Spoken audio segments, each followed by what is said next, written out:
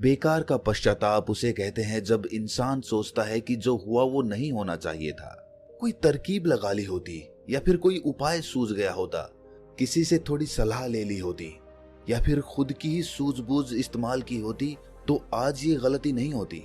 इस तरह पश्चाताप करने का कोई लाभ भी नहीं है, क्योंकि आप अतीत को बदलने का प्रयास कर रहे हैं। लाख कोशिश करेंगे तब भी अपने अतीत को आप बदल नहीं पाएंगे। इसीलिए इस तरह के पश्चाताप केवल चिंता पैदा करते हैं, लेकिन यही पश्चाताप बड़े काम के सिद्ध हो सकते हैं अगर मनुष्य इनसे सीख लेकर खुद को बदलने का प्रयास करे। क्योंकि आप अतीत नहीं हो, आप अभी पूरी तरह से हुए नहीं हो रहे हो। तुम आने वाले भविष्य हो, इसीलिए तुम खुद को बदल सकते हो। और अगर अतीत की गलतियों से सीख लेकर खुद को बदलने का तुम प्रयास करते हो, तो सही मायनों में वही पश्चाताप काम का होता है। आज की इस कहानी के माध्यम से मैं आपको कुछ ऐसे तरीके बताने वाला हूं जिनसे आप अपने अतीत की गलतियों को भुलाकर आप अपने आप को एक नया इंसान बना सकते हैं। जो लोग खुद पर संदेह करते हैं, अपने ही विचारों में उलझे रहते हैं, अतीत की गलतियां, अतीत के कर्म उन्हें परेशान करते रहते हैं, उनके लिए ये तरीके वरदान साबित होंगे। तो चलिए एक कहानी शुरू करते हैं। जीवन में 30 साल मेहनत करने के बाद भी जब इंसान को उसके कर्मों का फल नहीं मिलता, तो वो अंदर से निराश हो जाता है। कुछ ऐसा ही एक सन्यासी के साथ हुआ था। उसने सन्यास ये सोचकर ग्रहण किया था कि मैं सत्य की खोज किसी भी कीमत पर करके ही रहूंगा। लेकिन 30 साल बीत चुके थे और अभी तक उसका अपने मन पर कोई भी वश नहीं था। जब भी उसकी नजर सुंदर स्त्रियों पर पड़ जाती, तो उसके मन में कामुक विचार उठने लगते। जब भी वो अकेले में बैठता, तो उसे खुद पर पश्चाताप होता कि वो क्यों सन्यासी बन गया। वो भी अच्छा पैसा कमा सकता था, अच्छा परिवार बसा सकता था, उसके भी बच्चे हो सकते थे, पत्नी हो सकती थी, लेकिन ये सारे सुख त्याग कर वो जंगल में क्यों चला आया। और इसी तरह के विचारों से वो बहुत ज्यादा नकारात्मक हो गया था। छोटी छोटी बातों पर गुस्सा आ जाना, किसी कामयाब आदमी को देखकर अंदर जलन पैदा होना, और इसी तरह के नाना प्रकार के विचार उसे परेशान करते रहते थे। और इन्हीं विचारों से वो इतना परेशान हो गया कि उसने आत्महत्या करने का फैसला कर लिया। वो चाहकर भी अपनी पुरानी जिंदगी में वापस नहीं जा सकता था, क्योंकि उसने सबके सामने संन्यास लिया था। और संन्यास लेने के बाद इंसान का घर परिवार सब कुछ पीछे छूट जाता है। वो एक पहाड़ी के ऊपर खड़ा हुआ था और नीचे देखते हुए उसके मन में अभी भी वही विचार चल रहे थे कि अगर मैंने अपने जीवन में सही फैसले लिए होते, तो आज मुझे आत्महत्या करने की जरूरत ना पड़ती। जब वो पहाड़ी से छलांग लगाने वाला था, तभी खुशकिस्मती से वहां पर एक और सन्यासी पहुंच गया। जब उसने उस सन्यासी को पहाड़ी पर खड़े हुए देखा, तो उसे समझते देर ना लगी कि पूरा मामला क्या है। इस वृद्ध सन्यासी ने चिल्लाकर उस युवा सन्यासी से कहा कि बनते, जहां छोड़कर जा रहे हो, वापस वहीं से शुरुआत करनी पड़ेगी। सोच लो। युवा सन्यासी गुस्से में तपाक से बोल पड़ा कि क्यों वहीं से शुरुआत करनी पड़ेगी। इस बार मैं वो गलतियां नहीं करूंगा जो मैंने पहले की थी। युवा सन्यासी ने रोते हुए कहा कि मानता हूं कि अनजाने में मुझसे कुछ गलतियां हुई हैं, लेकिन ऐसा नहीं है कि वो गलतियां मैं हमेशा दोहराता रहूंगा। उन गलतियों से मैंने बहुत बड़ी सीख ली है, लेकिन बदकिस्मती यही है कि उन गलतियों को अब ठीक नहीं किया जा सकता। ये सुनकर वृद्ध सन्यासी जोर जोर से हंसने लगा। आसमान में बिजलियां कड़क रही थीं और वो वृद्ध सन्यासी चिल्ला चिल्ला कर एक ही बात कह रहा था कि अतीत की गलतियां कोई नहीं सुधार सकता, क्योंकि बीता हुआ समय कभी लौटकर वापस नहीं आता। मूर्ख होते हैं वो लोग जो सोचते हैं कि मैं अतीत को बदल सकता हूँ। उनसे बड़ा अज्ञानी इस दुनिया में कोई दूसरा नहीं हो सकता है, क्योंकि जब तुम समय को ही वापस नहीं मोड़ सकते, तो तुम अपने अतीत को कैसे बदल सकते हो। लेकिन जो समझदार और ज्ञानी मनुष्य होते हैं कि एक बेहतर और अनुभवी इंसान बनने के लिए जीवन में गलतियां करना कितना जरूरी होता है। गलतियों के कारण ही तुम सीख लेकर भविष्य में खुद को बदलना चाहते हो, खुद को एक बेहतर इंसान बनाने का प्रयास करते हो। जब तक तुम्हें खुद की कमियां ही पता नहीं चलेंगी, तब तक तुम अपने आप को बेहतर बनाने का प्रयास कैसे करोगे। और कमियां सिर्फ गलतियों की वजह से ही पता चलती हैं। गलत करते हैं वो माँ बाप जो अपने बच्चों को गलतियां करने का मौका ही नहीं देना चाहते। जीवन वो युद्ध का मैदान होता है जहां पर एक इंसान गलतियां करके खुद को योद्धा बनाता है और जो इंसान ये सोचता है कि मैं जीवन में कोई गलती ही नहीं करूंगा, तो इसका मतलब ये है कि जीवन के रण क्षेत्र में वो हिस्सा ही नहीं लेना चाहता। और जो इंसान युद्ध के मैदान से भाग खड़ा होता है उसे कायर कहते हैं। कायर होते हैं ऐसे लोग जो अपने अतीत की गलतियों से डरकर नई शुरुआत ही नहीं करते हैं। जीवन तो चलते रहने का नाम है। चलते हुए इंसान गिरता भी है, रोता भी है, लेकिन रुकता कभी नहीं है। वो फिर खड़ा होता है, फिर चलता है, क्योंकि जीवन चलते रहने का नाम है। बूढ़े सन्यासी ने कहा कि आज मैं तुम्हें ऐसे 5 तरीके बताने वाला हूँ जिनका पालन करके तुम अपने अतीत की गलतियों को अपनी ताकत में बदल सकते हो। बूढ़े सन्यासी ने उससे पूछा कि क्या तुम वो तरीके सुनना पसंद करोगे? अगर सुनना ही चाहते हो तो पूरा ध्यान लगाकर सुनना। सबसे पहले अपने मन में से आत्महत्या का ख्याल निकाल दो, फिर पहाड़ी के इस तरफ आ जाओ ताकि हम बैठकर चर्चा कर सकें। युवा सन्यासी ने सोचा कि थोड़ी देर में तो मैं आत्महत्या कर ही लूंगा, क्यों ना इस आखिरी समय में इस बूढ़े सन्यासी की बात सुन ली जाए। और यही सोचकर उसने उस बूढ़े सन्यासी से कहा कि तुम्हें 5 तरीके बताने में ज्यादा समय नहीं लगना चाहिए, जल्दी से अपनी बात खत्म करो, फिर मुझे आत्महत्या करनी है।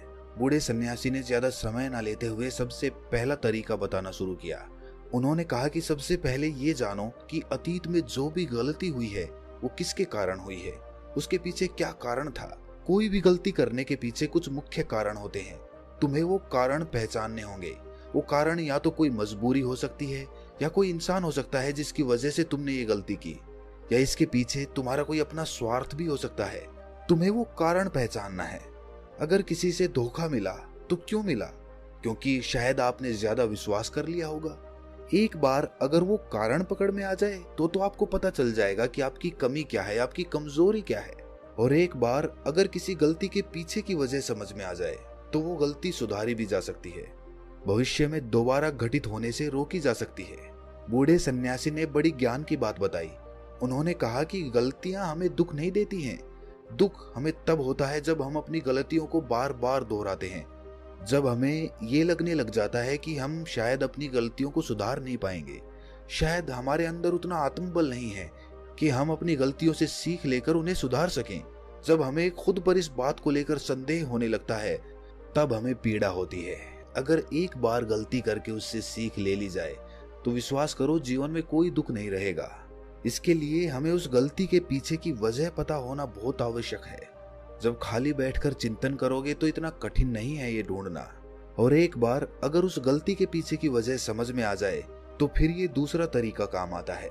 गलती के पीछे की वजह समझ में आने के बाद खुद से एक सवाल पूछो, ये गलती करने से पहले तुम कैसे इंसान थे और ये गलती करने के बाद तुम्हारे अंदर क्या बदलाव आए?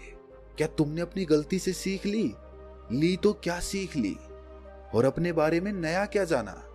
बूढ़े सन्यासी ने कहा कि ऐसे सवाल खुद से पूछने के बाद तुम पाओगे कि तुम्हारे जीवन में कुछ नए अनुभव जुड़ गए हैं। ये अनुभव जीवन में आगे बढ़ने के लिए, विकास करने के लिए बहुत आवश्यक होते हैं।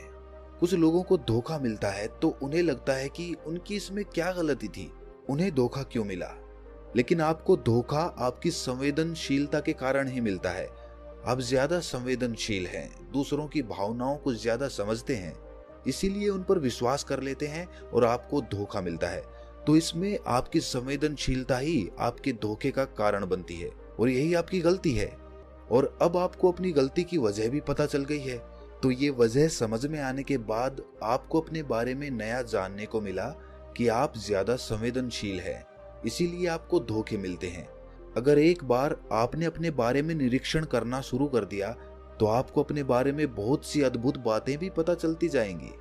आप खुद आश्चर्यचकित हो जाएंगे कि आप अपने आप को कितना जानने लगे हैं।